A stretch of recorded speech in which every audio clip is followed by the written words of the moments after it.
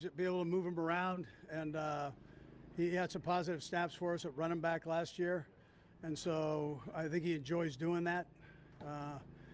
He's pretty multifaceted there with what he can do, and we're going to try to utilize it to the best, to the best of his abilities there. Yeah. You're cemented on the right side, but you've got a good battle on the left side between Sil Mataia and Wanya Morris. What are you seeing from those guys, and how do you help, especially a guy like Sil Mataia, get acclimated in his first camp? Those are both great guys. They're coming to work every day, and they're definitely embracing the competition. I feel like they're both going to be great players for us. So, and helping Kingsley, man, he's a great listener, and he's definitely willing to soak in anything that we give him, any coaching points. So I think he's doing well, and he's definitely meshing well in the offense. How much are you motivated by chasing the three-peat and making history? Because that's something that has never been done before in the Super Bowl era. Yes, during my career, never really been satisfied throughout my situations, but now we're looking to the future and being able to compete day by day and just taking it day by day, not looking to what's going on next month. I'm looking forward to what's going on tomorrow, in the install today, so we can get the job done. Bring it on. Whatever y'all got, we're going to play anytime, anywhere, anytime.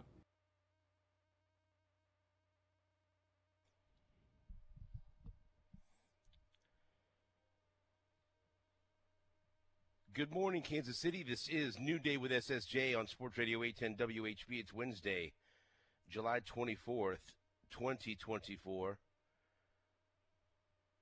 Stephen St. John live in St. Joseph, Missouri at Stony Creek Hotel and Conference Center, my headquarters. Whenever I'm covering Chiefs training camp, they should be your headquarters as well. Today I'm back in the bar, Barely's Bar, across from the Chuck Wagon, waiting for breakfast to open at 6:30.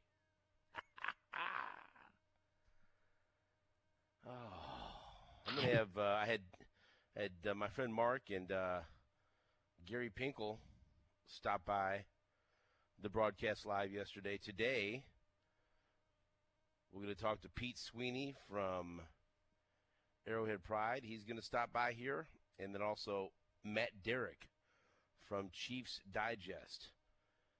Pete Sweeney will stop by at 7:30. Matt Derrick will stop by at 8. And then we gone. We head over to practice because that starts at 9:15. Before then, Mike Boddicker will join us back in Kansas City in studio.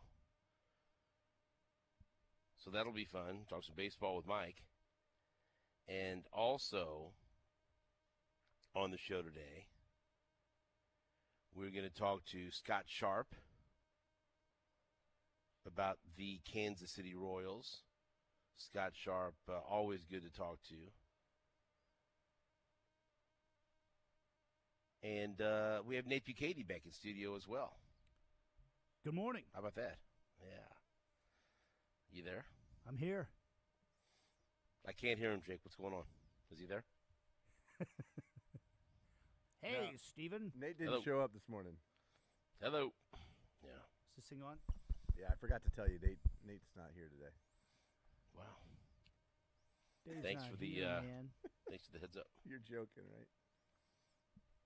Yes. Okay. Yes. I joking. No. I joking. I figured at first, but then, I like to jack with you because you don't know. Man, thank goodness my wife's here. I have 5 bags that I carry down to this bar because I'm stupid. And I just don't think things through. I don't know. And so she helps me in the morning. She helps me set up. This woman can set up a remote. So Really, what can't she do? I don't know. She's a multifaceted, amazing person. That's 3 people in my family can set up remotes. Well, Phil, 3 more people Richie. than the people that work here. Right. I was going to say, there's more people in my family that can correctly set up a remote than actually work at Union Broadcasting. And then I've started to, like, Julia's just not, she's not in it. She's, but Selena has expressed the desire to perhaps dabble in my field. And so I told her, I said, look, a couple years from now, you could do what Richie did. 'Cause remember, Richie was an intern for me up here. And one of the videos of him getting sound from Andy Reid went viral because he looked miserable and looked like he wished he would be anywhere else. And a reporter from NFL Network saw it and retweeted it. And so it was good fun for the whole family. I said, yeah, you learn how to set up the remote and some other stuff. And so she hasn't quite jumped in with both feet, but she's getting there. So she'll be the next St. John that learns to set up a remote and do all the fun things that we do on the road here at Chiefs Training Camp. And I am very excited because they don't go very often, but Susan and the girls are going to visit training camp today. So they're very excited. They're going to just go out and watch the Chiefs up in training camp. And again, I encourage you, if you haven't made a trip up here, it's worth it, especially if you got kids. But remember, you must go to Chiefs.com and look up training camp and reserve your tickets. The tickets are free, but you got to make reservations because they try to limit the amount of people for each practice, so it won't be too many people, and it'll enhance the experience for everybody if it's a reasonable crowd. And like we looked yesterday, and it's already pretty much booked for this weekend. I said, you know what? Wednesday's better anyway because there won't be so many people, and you'll have more room to move around and operate, and a better chance of getting pictures or getting autographs. Different position groups sign autographs after practice, and so. But I mean, it's a blast. You get out there and you get to watch. The two-time world champions out there practicing football. And it's just so funny now. I mean, it was always fun to watch fans react when Patrick Mahomes or Travis Kelce walk down the hill and get on the field. But dude, let me tell you something. You can now. You don't even have to look for Kelce because he's one of the last guys to walk down, and he walks down alone. You'll hear it. It's almost like the scene in Jurassic Park when they're looking at the glass of water and it starts to tremble, and you're thinking, oh, my goodness, here comes a dinosaur. You could be standing anywhere, and you start to hear the roar and the very high pitch of girls and women screaming, and, oh, here comes Kelce. And so then I'll walk over there and get a quick 6 or 7 second video, post it on X, and then get about 500 likes and have about 20 Travis Kelce, Taylor Swift fan accounts retweeted. So to inflate my numbers. How about that? Hey, that's You actually like that? that's genius social media Is it? work on your part. Yeah. Well, Tap into that market. like yesterday, I just did like a 6 second video of him walking, and I said a moment of zen with Travis Kelce from Chiefs camp. And that got more clicks and hits than anything else, so there it is. Listen, There you go. But it's so funny, like you hear the crowd, and there's Kelsey's coming, and you can't even see him. You just because there's this huge mass of humanity that's up there, up against the rail, waiting for players, and he's one of the last ones. And then you hear this from the crowd, and then you know it's Kelce, and here he comes. And so it is. It's hilarious, but it's like you can't compare it to anything. There's nothing that you can compare it to that I've seen up here.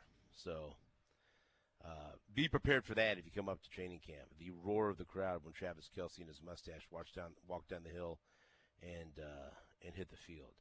And so you heard in the intro, of course, the Royals lost last night. So their 4-game winning streak comes to an end at the hands of the Arizona Diamondbacks. But hey, it is what it is. Like I told you, they're not going to sweep everybody. They got to just win series, especially at home. And so go out and win the series tonight against Arizona. Arizona beats the Royals 6-2 with Alec Marsh on the mound. Didn't pitch well. 5 innings, 5 hits, 5 runs, 2 walks, 6 strikeouts. Bullpen had to come in. Chris Bubich still has not given up a run, by the way. He pitches a scoreless 9th inning, so I know it was not a high-leverage situation, but Still no runs from Chris Bubic, so that's very interesting to monitor. But the Royals could do nothing with Jordan Montgomery or really anyone in the bullpen except Ginkel. They had tacked on a run, but they lose 6-2, and so now fall back to 56 and 46 on the season. You're not gonna win every game. You're not gonna sweep. We get all wrapped up in everything, and then we get mad when they lose. It is what it is. Now go out and win the game tonight, and then you got yourself 2 out of 3 with Michael Wacha on the mound, who has been excellent. That's one guy that we have kind of overlooked because of how good Seth Lugo has been and how good Cole Reagans has been, how good Brady Singer has been. As I've told you, most years the numbers that Michael Wacha has put up would have him as the ace or at the very least the number 2 guy in the Royals rotation. I mean, he has a 3.55 ERA, and his WHIP is 1.20, right? And so if I'd have told you, and look, and he's the last couple of years, because as Mike Boddicker, who will be with us a little bit, always says, look at the back of their baseball cards. Last couple of years, 2 years ago in Boston, 3.32 ERA, 1.12 WHIP. Last year with San Diego, 3.22 ERA, 1.16 WHIP. He got off to a little bit of a rough start, and he had the injury, but he's been terrific the few starts before he got hurt and since he's come off the IL. And now he's got that ERA down to 3.55 and 1.20 for the WHIP, getting right back in line with what he has done the last couple of years. And if you look at what he's done recently, I mean, he's been terrific. And so if you look back over the last month or so, over the last month, which, 23 innings, a 1.93 ERA, and a 1.16 WHIP. Hell, if you want to go for the past 60 days, he's thrown, and remember he had that IL stint, but 40 innings with a 2.27 ERA and a 1.03 WHIP. He's been awesome. And you look at his last, going back, on May 4th, he gave up 7 runs to Texas. And since then, I'll rattle this off real quick. Since then, Wacha has gone 6 innings, 2 runs, 7 innings, 2 runs, 6 innings, 2 runs, 5 1/3, 2 runs, 5 innings, 1 run, 5 1/3, 1 run, 6 innings, 1 run, 5 innings, 3 runs, but then last outing, 7 innings, no runs. He's been fantastic. At 3.55 ERA and 1.20 WHIP, we were starving for any starting pitcher to do that at all over the past decade or so. And those numbers right now have him as the 4 starter in this rotation, which is mind-boggling. But he's pitching like an ace. He's pitching so well, we just don't talk about him as much. But he's been terrific. So, good guy to have on the mound tonight as they go for the series win against the Arizona Diamondbacks. And also, you heard in the very good intro by Jake Gutierrez, you heard Andy Reid answering a question about Kadarius Toney getting some reps at running back. We've seen him get some spots at running back in the past in regular season games. The more you can do, right? I mean, this is a all-out battle for the 5th and 6th and perhaps 7th wide receiver spot, depending on how many they keep, right? We've talked about this. We know Rashee Rice is on the team. We know that Hollywood Brown and Xavier Worthy and Justin Watson are on the team. After that, who's it going to be? Is it going to be Nicole Hardman? Is it going to be the young kid Nico Remigio? Sky Moore? Not making a great push right now for a roster spot. But then Kadarius Toney, who has looked good out there.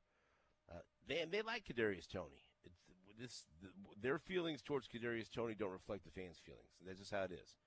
And also that, his fully guaranteed contract this year also is a factor. But one of the themes of this camp, when it comes to making this team, and guys like Nico Remigio and Louis Rees-Zammit and even Kadarius Toney, is how many different ways can you help this team? Talk to Andy Reid about this. Special teams. Special teams would be the path for at least 3 or 4 players to make this team. Yesterday we saw Nico Remigio and Louis Rees-Zammit as dual return men, both back there together as kickoff return men. We saw Louis Rees-Zammit as kicking off. He's no stranger to kicking when it comes to rugby. And, you know, the guy that's first up for as a position player to be a kicker, Justin Reed, he's unavailable right now. So golden opportunity for Louis Rees-Zammit to show Andy Reid and Dave Tope, hey, I can do this. I can help you in all kinds of ways.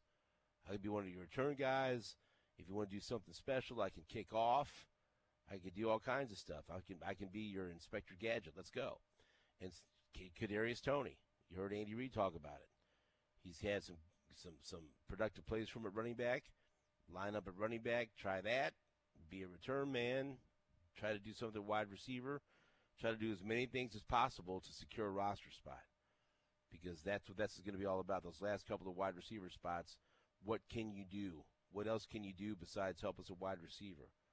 Now there's a greater emphasis on special teams. What can you do to help us on special teams? A little bird tells me that the Andy Reid clip where I asked him about this, is this me asking about I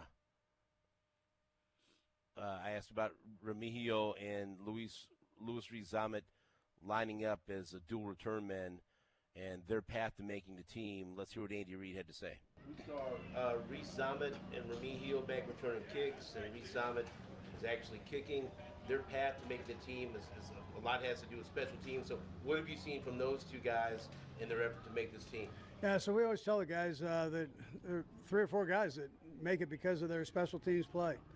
And those two would probably fit into that category. They still got to do well at their position, but they're given opportunities right now to do that. Now we've got a lot of returners, so they're rotating in there. But for them, you probably say for them to make the team, they've got to be able to help out in that area. And Dave Tobe has some say. And so standing out on special teams is going to be even more important this year at training camp and in the preseason than it has in years past because of the new kickoff rules. So, Nate Bukaty, Jake Gutierrez, before we break, any thoughts on Zammit and Remigio getting looks as dual return men, Zammit kicking off, Kadarius Toney getting a look-see at a few reps at running back, just trying to see what guys can do the most to help this team early in training camp up here in St. Joseph, Missouri. Well, first of all, I'm glad that they're trying Toney out at running back because he had a lot of success there last year, averaging 2.8 yards per carry. Wow. Hater. What a hater.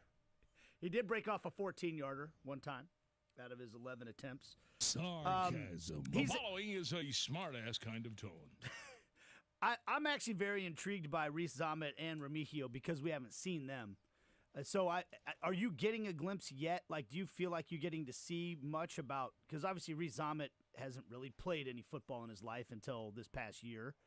Are you getting any glimpse of him yet, or is it still too early in camp, before they get the pads on and all that to get a sense of anything from him? Let me take a page from the book of Anthony Sherman. Let him put pads on. Yeah.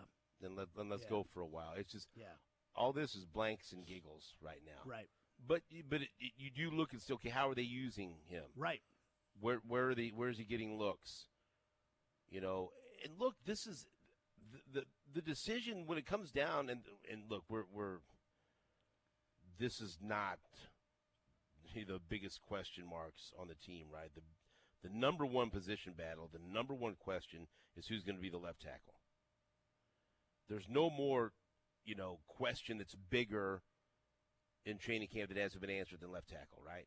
But we're talking about, that was the theme yesterday because Andy Reid talked about it and what Remigio is doing and Zammit and Kadarius Toney. This thing is going to be a razor-thin decision. It's going to come down to a little bit of everything. It's going to come down to how they look in practice. It's going to come down to, like I said, how many different ways they can help the football team. It's going to come down to what type of impact they can make on special teams and then sprinkle in what they do in preseason games.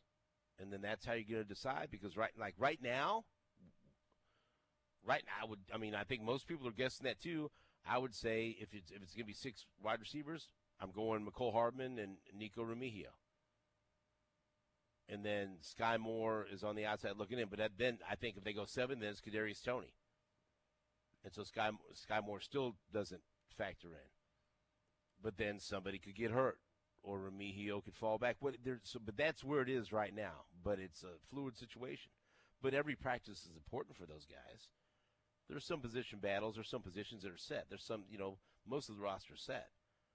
But that's one of the more interesting ones. And also because of the new special teams rules. Right. Because of the new kickoff rules. And it is going to be fascinating. I talked about this last night on the show with Todd Lebo that he had me on. It's going to be fascinating to watch how Dave Tobe does this, because Dave Tobe is one of the most aggressive special teams coordinators in football, and he wants his guys to return kicks. He wants to figure out a way to utilize these new rules to his advantage and give the Chiefs any type of edge. And Andy Reid gives him that leeway. And Andy Reid gives him a couple of spots. Andy Reid just told you there's going to be a couple, 3 or 4 guys that make this team because of what they do on special teams. And in that group is Reese Ahmed, is Remigio, is Kadarius Toney. So who's going to step up? So that when you come up here, that's the fun thing to watch. Watch how they're using them. Watch who looks good, because special teams do matter. It seems that they matter more for the Chiefs than a lot of teams, and they dedicate time to special teams a lot more than other teams. So got lots to talk about. We'll hear also, you heard in the intro, right tackle Jawan Taylor. He spoke with the media yesterday. And Isaiah Pacheco, as I'm sure everyone's thrilled with me continuing to ask players about chasing a three-peat and chasing history. But guess what? They're chasing a three-peat and chasing history. It's the elephant in the room. Quit ignoring it. We're not going to jinx anything. This may be the only time in our lives we watch the Kansas City Chiefs chase a three-peat. How old are you, Nate? I mean, do we really need to go there? Yeah. 48. How many times have you seen him chase a three-peat? 0. Oh, okay. Great. But as I heard Todd Lebo say on the show last night, the Chiefs are the only team in the NFL this year that have a chance at a repeat. What a profound statement. Right? I told him, I said, that was an excellent point. Facts. It was an excellent point. Yeah. And like I said, it would be extremely odd if there was another team in the NFL chasing a three-peat. But sometimes he's the guy, he's the common sense guy. Right. That points out, we consider the obvious, but not everyone does. Hey, it's Lebo. And I'm glad he grounds me. Right. I'm glad he brought me back to earth with that statement. Jake, I don't know if you realize that. Did you know that the Chiefs are the only team chasing the three-peat this year? Well, I mean, I think I knew. I just had forgotten that, Yeah. but I'm glad he was there to remind me. He reins us in. Right. Brings us back to reality. I think I knew that, but it had slipped my mind. But the fact that he just, reiterated but my point is, I'm going to embrace this. I never thought I'd see this I've never seen anything in my life. Run with it, don't run from it. Right. And like Chris Jones didn't run from it. He goes, yeah, this is talking about legacy here. And again, I hate the comparison. We always talk about, is Patrick Mahomes going to catch Tom Brady? Is Andy Reid going to catch Bill Belichick? I don't know. I've never seen anything in my life. But how about go do something that they couldn't do? How about go do something that they didn't do? How about go do something that nobody did? Nobody. And put yourself in a group of one. Sign me up. I'm here for it. And let's all watch it. All right, we're live up in training camp. That's enough. That's enough of me serving as a distraction to this team. As one guy in an email told me. Are you kidding me? Nope. Get out of here. Quit asking about three-peats. You're distracting. You're going to be a distraction. Really? From what? Their goal? Here's the deal. What if is my their fat ass goal? is a distraction up here, then they have, right. What's this whole thing about? What are they getting ready for? I don't know. It's just, Three-peat. My God. Three-peat, repeat, four-peat, all of it. Anything less than that will be a disappointment to this team. And that is a chance of a lifetime. It's an incredibly high standard, but that's the standard they've set, and that's the standard that they're aspiring to. They will be disappointed anything less. And there's several of these players that even if Mahomes is around to try it again, that won't be around if they get another chance at a three-peat down the road. This is history. This will put them as the greatest football team in NFL history. This nucleus.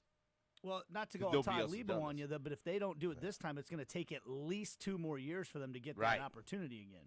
Yeah, they just can't go right back and try it again. We will. Thanks, Todd, for listening. We'll be right back after this on New Day with SSJ on Sports Radio 810 WHB.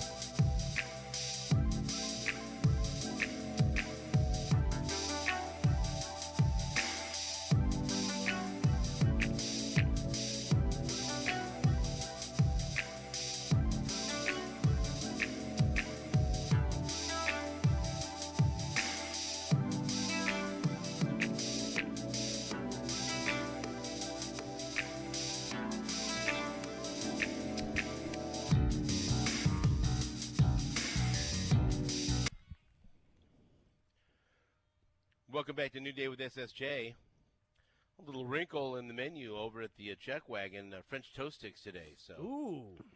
it's texted the girls. Let them know. Are they awake to receive that text? They should be because they're going to camp today. So, they were warned to go to sleep early last night. But the giggles and the laughing from the hotel room next to us suggested they did not. And then they came to our room. I was like half asleep at one point, wanting to have a full discussion about. One wanted to show me what she believes to be a bite on her leg. I said, yes. Bug bites happen outside. Yes.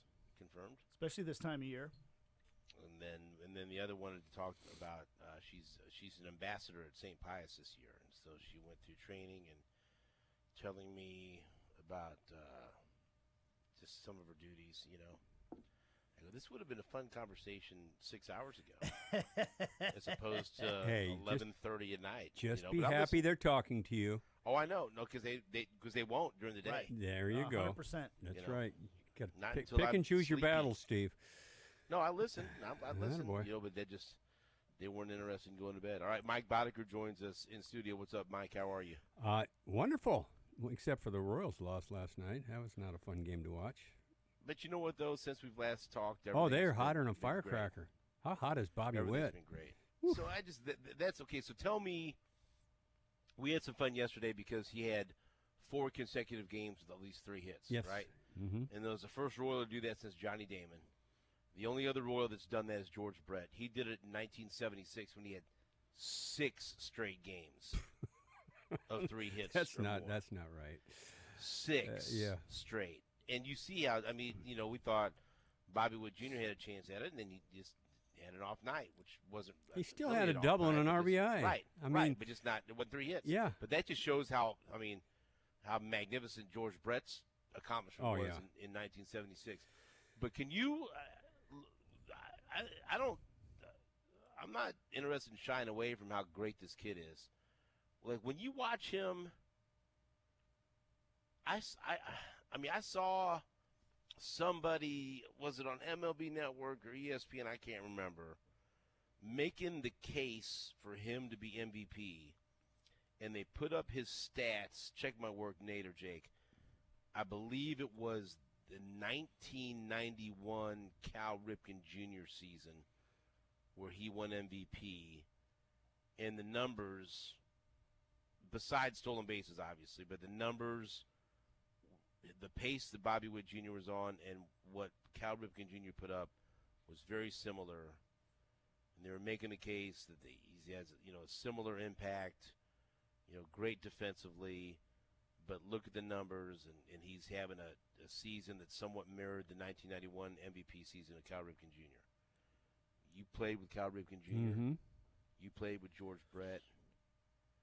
These guys that are in a group, just, Hall of Famers, some of the greatest baseball players of all time. He hasn't accomplished that yet, but when you watch him, does that remind you of the great players that you played with when you see everything that he can do on the baseball field? Yeah, you take what Junior can do, like you were talking about. Well, he didn't have the stolen bases. Junior does. I mean, he does everything. I mean, he made a couple plays again last night. You're going, wow, man, this kid's good. He is so good. I mean, the only reason he went 1 for 4 last night, he wants to hit everything right now. he thinks everything he hits is going to be a line. Even his first out, he crushed that ball. And it was like, wow. He's covering every quadrant of the plate. His strikeout was in the other batter's box, and he barely missed that one. This kid, he can flat out hit. He can play defense. He can run the bases. He's got a cannon for an arm. What can he do? I'm looking at the season that Cal Ripken had that year, and of course he played 162 games. He was an MVP. I was correct. Yeah. He had an OPS of 940, Right now, Bobby Wood Jr. has an OPS of 977. As you mentioned, the stolen base disparity, that's a big one because Cal Ripken he was not a big base stealer. He had 6 stolen bases. Even when he was young, he wasn't. That whole year, he had 6 stolen bases, and Bobby Witt Jr.'s already got 23. Right. So 34 homers, 114 ribbies. And so Bobby's on pace for fewer homers probably, but I mean, the ribbies got to be close. Yep. Cal Ripken Jr. had 46 doubles and 5 triples. Well, hell, Bobby's blowing the triples out of the water. The doubles, I don't know what he's on pace for. And then Ripken scored 99 runs. We know Bobby Wood Jr. is on pace for more than that. And look, it also depends. He's already on at what 82 for those that don't know. I think he'll make it. Seasons that other guys have, because we're just comparing him to one guy. But it was interesting that that's who they brought up, and that made me think, there is a question for Mike Boddicker. Well, Junior was in his 9th year back then too. Right. He also won an MVP in his age 22 season. Yeah. So. Yeah. Which is ridiculous. He was good. He was one of the 1983. One you were on that team. One of the smarter baseball players I've ever played with. Yeah. Is it fair to say that Bobby Witt Jr. is a better athlete, just in terms of the tools, the speed, and all that you combine? Just the speed. Okay. Because when I first signed with Cal, we went to Bluefield, West Virginia, and he wasn't very big. He was a pitcher. And he was about, I don't know, not quite 6 foot at the time. He was just a kid, not filled out. And we had a little basketball court right outside the stadium there. And I saw him go up and do a 360 and dunk it. Oh, no, he was an unbelievable Oh, my athlete. gosh, was he a great athlete. Strong. He was so strong. He would take Never anybody missed in the a team and game. just spin them and just pin them down whenever he wanted to. He was that. You can't- He was you can't that. play- Yeah, he was that good. You forget, and he looks like Uncle Fester now, but he was a hell of a player and hell of an athlete when he was real young. But he's just like, because they were showing some highlights of him in the field, right? He was a marvelous fielder. Well, he was real smart. That's what I was But always remember. it didn't look. He knew Right. exactly where he was always there. Very rarely did he backhand a ball. His positioning, His right? positioning was fabulous, and he could anticipate. He would see a pitch going to the plate and move. Mm-hmm. He was really good at that. Now, I think Bobby's got better range, Yeah. but that's a toss-up as far as great shortstop. Come on. I mean, these are the names we're comparing him to. Yeah, I know. You have to dig to like what he's doing right now. Yeah. And he's just scratching the surface. That's the other thing. And I think it's interesting as And we well, got him 'cause locked up, Steve. You and you could speak to this. You talk about, he'll chase some pitches Yeah. because he knows he can get to them, right? And Right, he can- exactly. That's what he did in his he can do third it at all. bat last night. But there's going to be a point in his career where he becomes more patient and more selective. And then he becomes more dangerous, even more dangerous. Yeah, there's going to be a 3 to Right? 4 year span in there where you're going to go, whoa, and then the bat speed will slow down a little bit Right. as he then gets he just older. starts spitting on those pitches. Yeah, it's a process, but overall, and I probably won't even be around when he he gets done. I don't the know. hell you won't. But You'll be on this show. yeah, who's going to wheel me in here? I will. Jake? I'll wheel your ass in Okay, there. yeah. Jake would love it. Why does it sound like a threat? Pull me out of the nursing home and I'll wheel wheel your me ass in in there. there. Yeah. I'll be No. on the phone with you, Mike. I need a But- guest tomorrow. Can you come in here? Send Jake over. Oh, it was. I'm sitting there last night going, how come when I watch bits and pieces of games all the time, but when I really zone in on a game, when I know I'm coming in the next day, we don't play well. Well, Maybe I because- should just kind of hit and miss it like I usually do. Just kind of watch parts and pieces. The weight of your expectations are sometimes too much for a baseball team. Mike. I thought after the first inning last night, when Marte made the base running error, not getting to third base, and I thought, we're going to keep this to one run. I thought, this. I'm looking, going, okay, we're winning this game because he screwed up on the bases right there, and then the single brought in 2, and I went, ugh, that's not a good sign. There's something else that made me think of you was the previous night when Bobby Wood Jr. got hit by the pitch, and how pissed off Salvi was.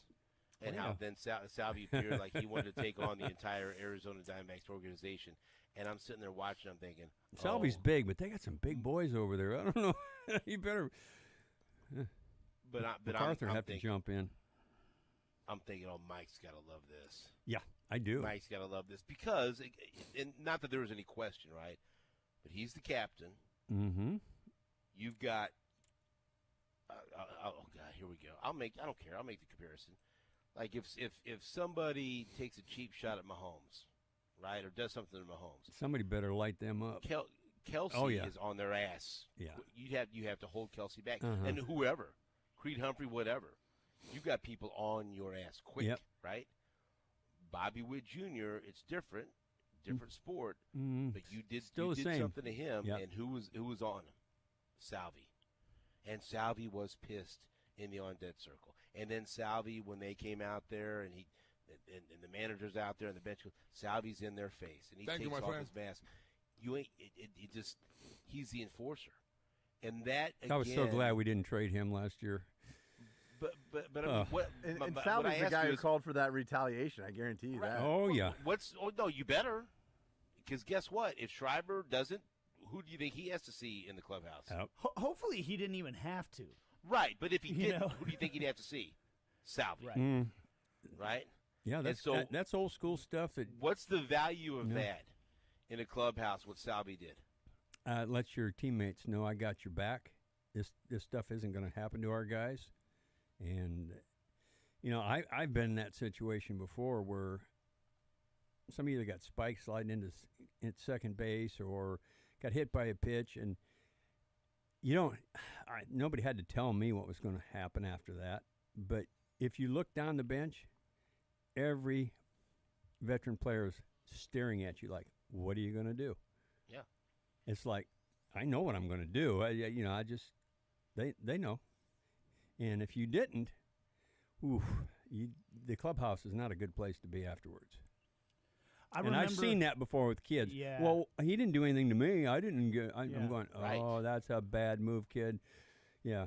I was in Montreal, like when I traveled with the Royals for those terrible years where they lost 100 games every year.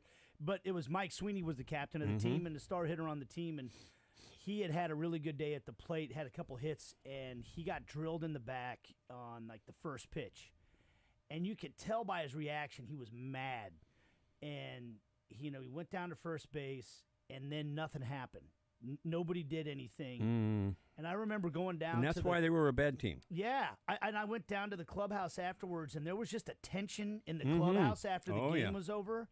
And nobody was going to say anything on the record, but a couple guys pulled me aside, and, and Sweeney, went into the clubhouse and was like, is anybody going to stand up for me? Do I have to charge the mound? Is that what I have to do? Nobody's going to do anything? And there were some old school guys on that team that were like, this is one of the reasons we're so bad. Exactly. Because everybody's here worried about themselves and not your teammates and not winning, and that's exactly it. Yeah. And that's not going to happen with Salvi on the team. I don't think so. No, I was pretty tickled. You think they hit him on purpose? Yeah, I mean, when you're that hot, you got to do something. Yeah. Either walk him or you hit him. You have to. And then that's you got to try to get him out of his comfort zone, because Bobby Witt. What was he? So you don't really have a problem with the fact that they No, hit him. I have no problem. I just you got to expect some retaliation, and your teammates who, when you hit them, they know probably I'm going to get drilled. I mean, I've had teammates come up and say, "Hey, hit him. I know I'm going to get drilled, but you got to drop him." And it's like, okay, because we got to do something. We got to do something different, get him uncomfortable. Yeah. That's not how they want the game played these days. Well, I know they don't, but that's the fun part of the game. What part's fun? Drilling people and getting into brawls and stuff. That was fun stuff. And the fellowship behind it all. That's right. I'm telling you, after a good brawl, you go into the clubhouse and guys are like, they're pumped, man. You know, they're high-fiving each other. Yeah, hey, you have my back. You have my back. It's like, oh, yeah. I always got your back. You're my teammate. There was a time in my life that fighting was fun. I can relate. I can't ever say that around the boys or anyone. I thought you said never to fighting. Well, yeah. Do as I say, not as I did. Yeah, don't listen to me. Fighting's terrible. But Mike Boddicker, you like to plunk people. You like to get a little bit. I hit a lot of people. I really did.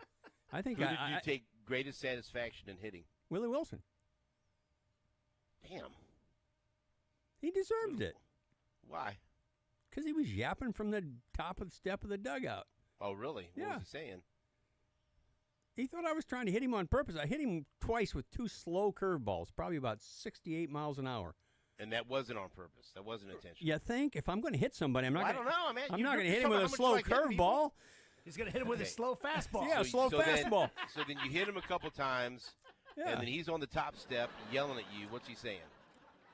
He's screaming at me about throwing at him and hitting him. And I'm sitting there going, what? Wait, I don't know. He was with Oakland at the time. I'm sitting there going. Who are you pitching? I drilled him again, though, but this time with a fastball. You can ask McFarland. How many guys do you think Boddicker drilled in his MLB career? Sounds like a lot. 87. Yeah. Okay, I hit a few guys. Led the league in 99. So that same year that Cal got the MVP. Yeah. This man right here led the league in hit batsmen. Good. Yeah, but I was with Boston. Nobody's charging him out with those big guys. What happened when you hit Willie with a fastball then? Nothing. He walked down to first. He just walked down to first. Who charged him out on you ever? Which time? I would just give me a Don time. Baylor is the one that scared me the most. I was going to say, that's a big you don't want nothing with Don Baylor. Nope. No, I really didn't. I held my ground because Dennis Martinez got chased into the outfield by somebody in Boston one time, and they were chasing Dennis Martinez in the outfield. Oh yeah, he hit him, and they come out. They started charging them out, and Dennis ran to center field, and he got laughed and teased forever. Sometimes it's better to take your butt whipping. Well, I knew it, and when we called him Groove, when Groove come out, he starts walking out, and he got hit all the time. He stood on top of the plate, and he stick his elbow out and try to get hit. And my fastball didn't hurt, and I hit him with a fastball right in the elbow, but he'd been hit 3 straight. It was our 4th game, and he got hit 3 straight games, right dead in the elbow, same spot. And he just walked down to first, always. And he made that left turn and started walking out to the mound. I went, oh, no, I am a dead man. And thank God Eddie Murray jumped in and said, he's yelling, Groove, he's not trying to hurt you. He goes, I know, but 4 days in a row, that hurt so bad. And Eddie walks him down to first. And it was like, oh, boy, because he'd have killed me. Don Baylor was a big man. Yeah. Oh, well, I dodged that bullet. Yeah, well, sounds like it. The good old days. Man, you hit a lot of guys. I did hit a lot of guys. I did. 87.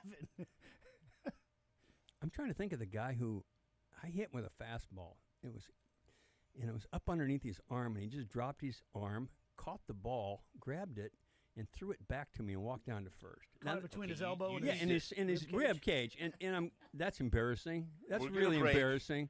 You need to think about this, and I need to know who that was. So think about that. Might have been Baylor. Figure it out, and then you'll tell us when we come back. We've got Mike Boddicker threatening to hit people with baseballs on Sports Radio 810 WHB. You are listening to New Day with SSJ. What's up, Kansas City? Stephen St. John here for my great friends at Kansas City Credit Union. You've heard me talking about being a member. My son Richie is a member as well. And I've done plenty of business with Kansas City Credit Union because the people are there to help you. Great people, great customer service, and I always recommend Kansas City Credit Union to anyone who asks. And also, if you are a member at Kansas City Credit Union, then you can have the opportunity to take out a vacation loan. There's still some time. I'm going to go on vacation here in a couple of weeks. And so the summer's not over yet. Kids don't go back to school for maybe 3 weeks or so.